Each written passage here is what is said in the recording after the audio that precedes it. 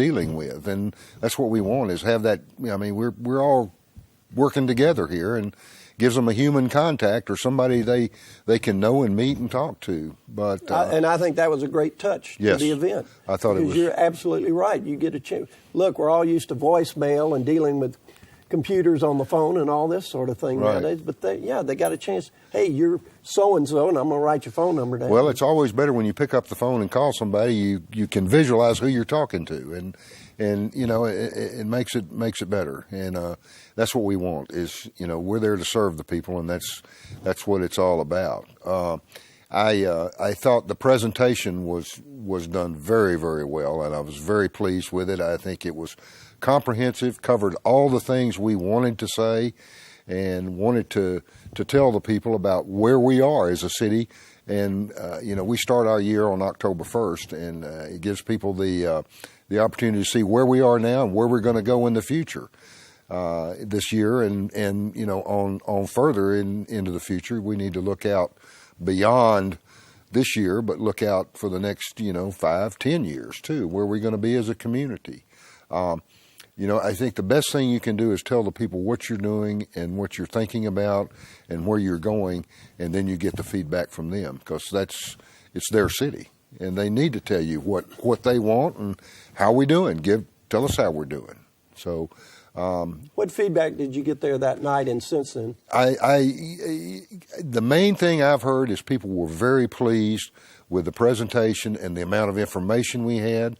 I think they were very pleased that we did it. It's been talked about for a couple of years, and Was this the first time you've done this? First time we've really done a State of the City, and I think this needs to be an annual thing. I think it's an annual event. Actually, somebody said, "Are y'all going to do this every month?" So I said, "Well, no, not that's a little bit tough, but I think it's nothing but good things come out of that, and so I know we will want to do it next year and hopefully do it every year." Thanks to the Mass Communications Department and your group up here, they're going to have it available for viewing next week. It's going to air on, on Channel 7. The schedule will be posted next week, and then we'll have it available on the city website. So if you didn't get to see it or didn't get to attend, it will be available for you. So that's good. The State of the City event has legs. That's right. That's right. It's. Let me ask you something. This is a little off, but I was fascinated by where we were that night. It said the Hurricane Center. It's a storm shelter. Yeah. Yes. Is that for hurricanes? That was built for disasters, hurricanes mainly, and natural disasters. And it was a FEMA project, and it was built to aid in the evacuation of the Gulf Coast area. Now I know where to come next. That's where you need to go, yeah. Really? It's not. What year was it built? I think it's probably been 3 or 4 years ago was when it was completed. It's not designed for a permanent shelter for people. It was designed for a place for people that are coming through Huntsville, moving away from the Gulf Coast or in the path of a hurricane or a disaster like that, to kind of stop over, get their bearings, and move on. And of course, it will house people during if the hurricane gets here, during that time period. But I think we're the first evacuation city on the way out of Houston and out of Galveston and that on 45. So we're very pleased to have it here. And now we have a great meeting facility, a great community facility for people to come to. Dual purpose. Yes, sir. Well, it was interesting to see it. Yes. Because although I've been here now a while, I had not explored that area over there. And here it was kind of looming up out on the prairie. Right there on the highway, right there on the freeway. Yeah. Back to the city, though, I'm always fascinated, if given the chance, to ask a mayor this question. It's 2 parts. Okay. First part is, we'll take the tougher part first. Okay. Well, I don't know that it's tough. Well, we'll see. What's the toughest part of being a mayor of Huntsville? What's the biggest challenge? I think the real challenge or the real adjustment I had to make from being a council member to the mayor is the scheduling of events and trying to be as many places as I can be as a representative of the city council and as a representative of the city. I think you that's part of what you take on as the job. You're one of 9 people, but because you're the mayor, you kind of have that little bit more visibility, and I think you need to be places and need to support the community, and the community needs to know that you're there supporting them. So I think just timing and scheduling has been a real challenge. The other things that you do as mayor, mayors are by the charter or by definition don't run cities. They don't run our city. They set policies and do budgeting and those kind of things. So, and I had that experience as a council member and working with 8 other people. So that's the enjoyment and the rewarding part of it, is working with a good group of people, working with a great group of employees and directors and a city manager and city secretary and trying to do the best we can for the community. Sounds like you could use about 2 or 3 more hours in the day. Well, that would be good. Yeah. Is that pretty much the case most weeks in terms of having a full schedule? Yes. There's usually There's always something that. Yeah.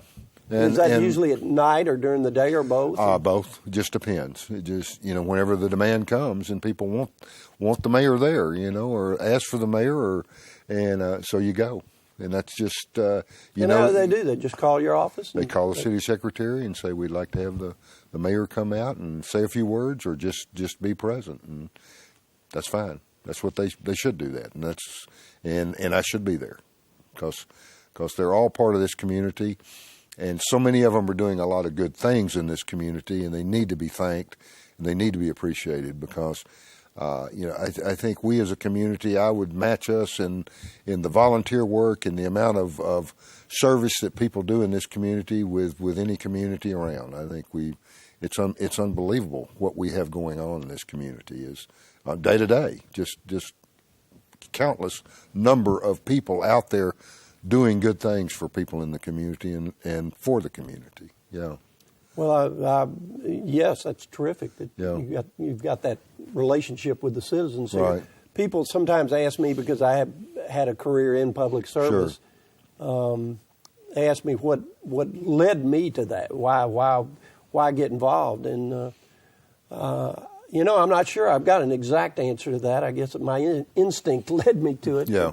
But I applaud people nowadays that do commit themselves to some form of public service, whether it's the local level, the state level, national level, whatever it may be, because there's going to be a great sacrifice there, time and effort, and so I admire people that are willing to do that. Well, I appreciate that, but there's a reward when you can do a good thing. Well, my next question is, what's the most fulfilling part?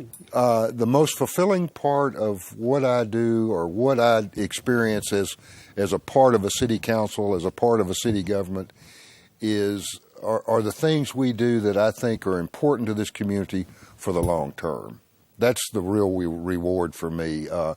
If you can build a fire station, expand the library like we've done, aquatic center, ensure our water capacity for the next 20, 30, 40 years. Doing those kind of things that will be beneficial to the community way down the road, so the next generation or the next generation can move it forward. That's what's really rewarding to me. It's called leaving your mark.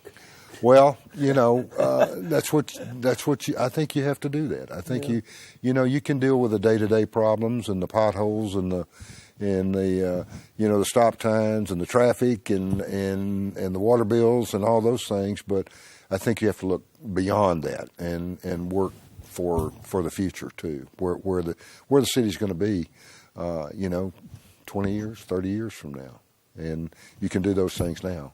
So let's shift from you, take your mayor hat off here, and Mr. Mayor, yes, sir, and shift to your other job here in Huntsville, which is as director of the Sam Houston Museum here. Yes, and that is. Tell us a little bit about that and how you came to do that. Well, it's kind of a long journey, a long kind of twisted journey to get there. I grew up in Huntsville, And my dad, back in the 50s, was on the board, the citizen board that kind of helped the museum. So as a child, I spent many hours in the park and around the museum growing up. Little did I ever know that I'd be the director one day, but... You got in on the ground floor. I started early, I guess. So anyway, no, I had several jobs in a career before I decided to go back to graduate school, and I graduated from Sam Houston with a degree in history, and then after about 20 years, I decided to go back to graduate school and got a master's in history at University of Houston, and I was very interested in history from a public standpoint, what they commonly call public history. It's history outside the academic setting, and I think that's important to be able to get to people. People don't always have history or are in the classroom, but there's a lot of people doing history and involved in history outside of the classroom. And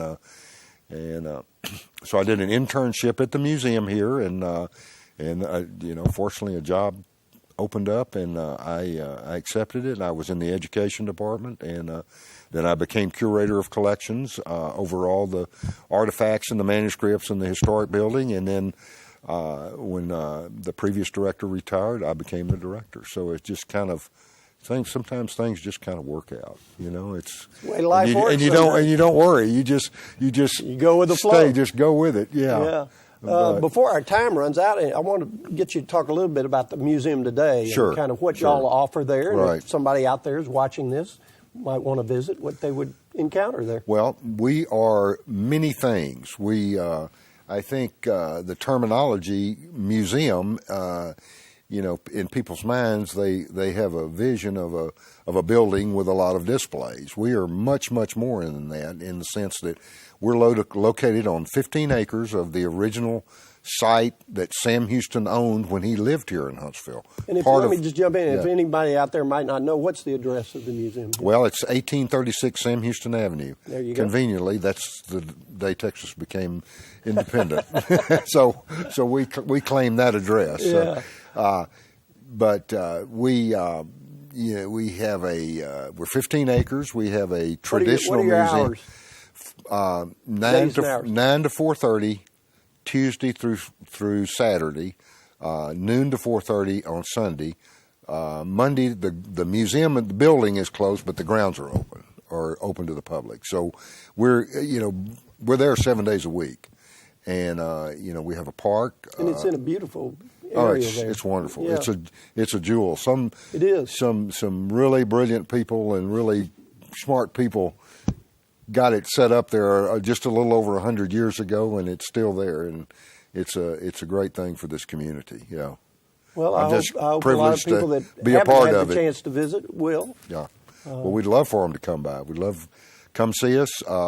We have meeting places, we have picnic places, we have a museum, we have demonstrations. We do it all. So we'd love to have anybody come by and visit us. I know from having gone on, you do events there of different kinds. Yes. And, yes. I've participated in several events. Right. One in the theater. You got a theater there. We have a auditorium, a exhibit hall, and so if just come over, and it's a great place. Just come over and hang out and have lunch. Hey, so it's beautiful.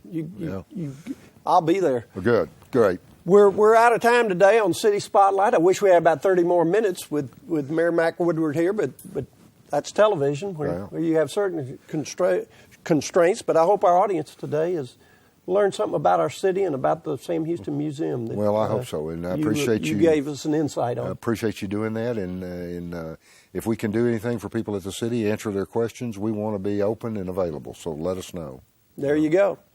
We hope you'll join us again for the next City Spotlight. I'm Peter Roussel, your host. We'll see you soon.